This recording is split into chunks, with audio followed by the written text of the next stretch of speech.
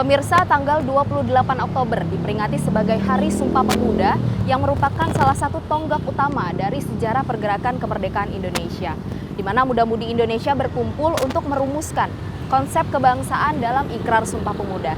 Dan saat ini pemirsa, saya sedang berada di Museum Sumpah Pemuda, tepatnya di Jalan Keramat Raya nomor 106 Jakarta Pusat, di mana merupakan tempat asli dirumuskannya Sumpah Pemuda. 94 tahun yang lalu, tepatnya tanggal 27-28 Oktober 1928, keputusan Kongres Pemuda kedua yang juga disebut sebagai Sumpah Pemuda dirumuskan oleh beberapa tokoh pemuda Indonesia. Perumusan ini dilakukan di sebuah gedung yang sebelumnya merupakan rumah tinggal milik Si Kong Liat.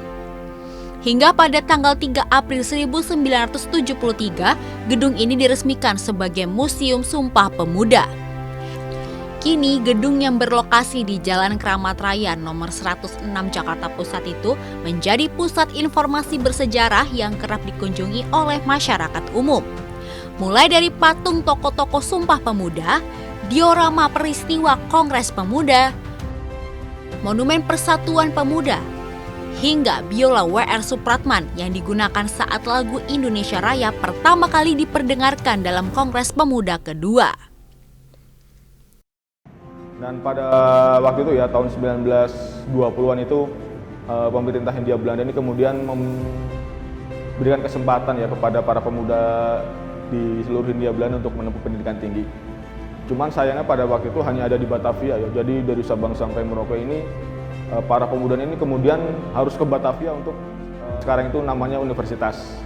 Nah, karena banyaknya ini akhirnya si kampusnya ini nggak bisa menampung untuk penginapan ya, sehingga Si Kong Liat memanfaatkan dengan menjadikan rumahnya ini sebagai tempat kos bagi mahasiswa tersebut.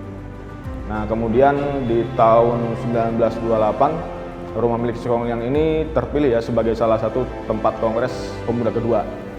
Dan yang lebih penting lagi, di rumah milik Si Kong Liat inilah diucapkan Ikrar Sumpah Pemuda.